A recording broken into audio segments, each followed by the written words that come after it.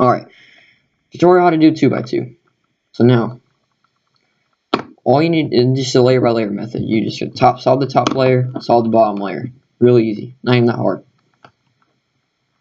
And there's no algorithms for the top layer.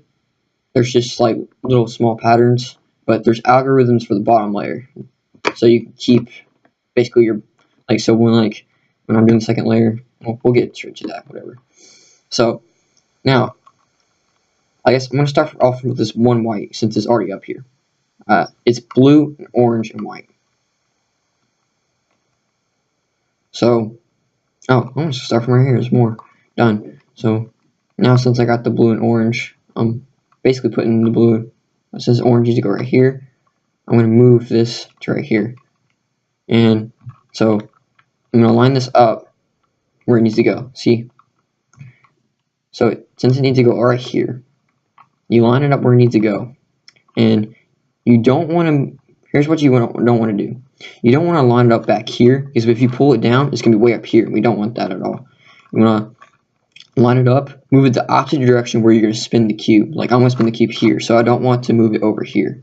So I'm going to move it out the way, so it's right here. Pull it down, and move it back in its spot, and line it up just like that. Move back up, and see, now I got this whole bar. This is exactly what you want around the whole entire cube.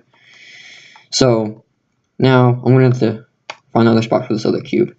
And there's 3 different things you can get in this. You can get this white piece up here, or you can get it down here where you're exactly where you want it. So you can match it up here, or you can get it on the bottom. So I'm going to put it on the top like this. See?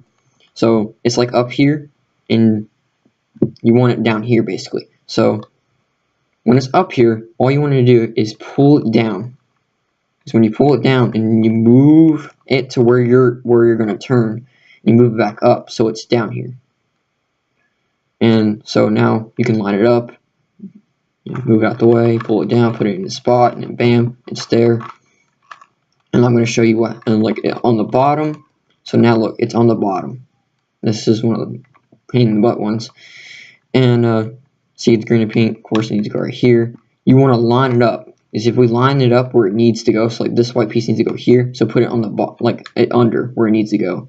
So I'll put it down here and do the thing, it's going to destroy it. Basically, we're doing what we did last time for it from up here, just it's down here. So we're basically going to put it on the, turn the bottom like this, and then twist it like that.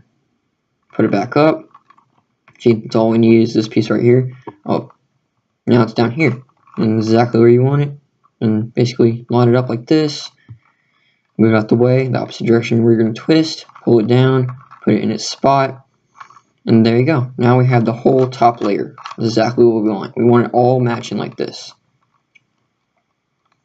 And now the second layer, which is basically the same thing, solving the layer, but it has algorithms. So now what I'm looking for up here, every time I come to this part, I look for yellow, since that's the opposite of white. So I found the yellow piece, it's pink and green. Now sometimes you might not have yellow up here, but I'll get to that. So green and pink is what I'm looking for to match. So see, now I'm matching it like that, so it's where it needs to go. And now I need to get a piece like this, green and orange right here. In order to get this block to over here, so you don't move this block, you want to keep it where it's at. So to do this, to move this to here, you do this pattern. You pick it up like this. You pick it up, and you move it to the right, and then you pick this side up, and then you move this to the left. So when you move it to the left, it matches up again, and you pull that down to keep your white down there. And you move the top again, so it matches again, and then you pull it down, and then you move it to the left like that.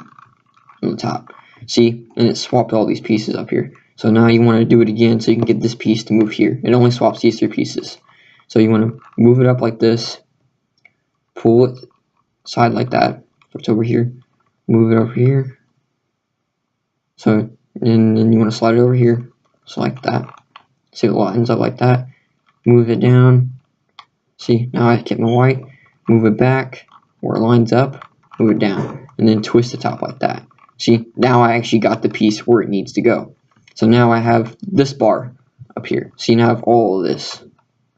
And I still kept my white. So now, here's the paradox I was talking about. Here's where the two patterns come in. Now I just showed you one. That's all. I showed you one algorithm, basically.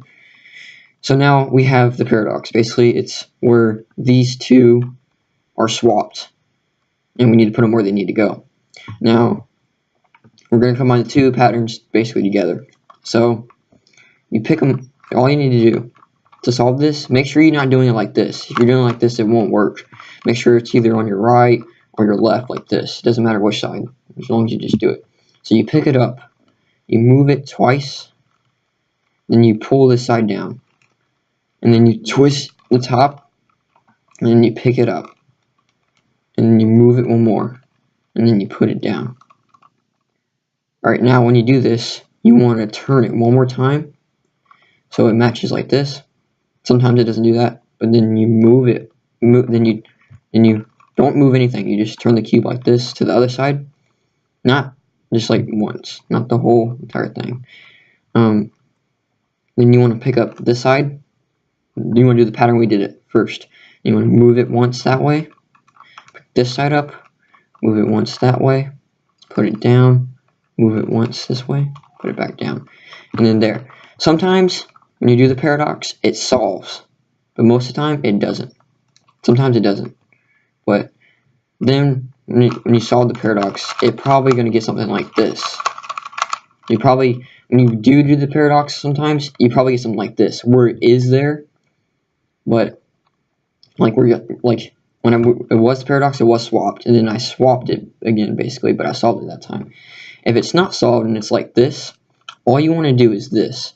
You want to pick it up, move it twice, pull it down, move it one more time, pick it up, and then move it over like this.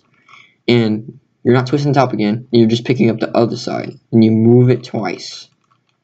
You pull it down, you move the top again, you pick it up, and you move the top again like this. And then you pull it back down. So sometimes when you do this pattern, do this on each side, it might happen where it does this exactly again.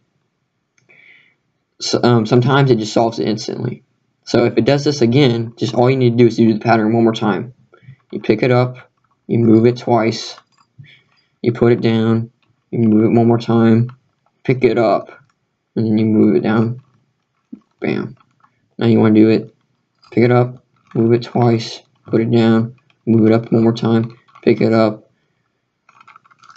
move it up again, put it down, and then bam, you should have it solved. Basically, that's all you need to do for this.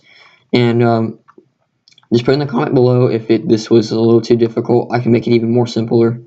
But there's also another method I can show you, which is the Ortega, which is a lot faster when you get this solved instantly, because you know I can get it down to 10 seconds, or I can do it in 10 seconds now. But other than that, yeah. And I can also show you a tutorial on a 3x3 if you want to, whatever like that. But other than that, that's how to solve a 2x2 basically. Like, comment, subscribe. There you go.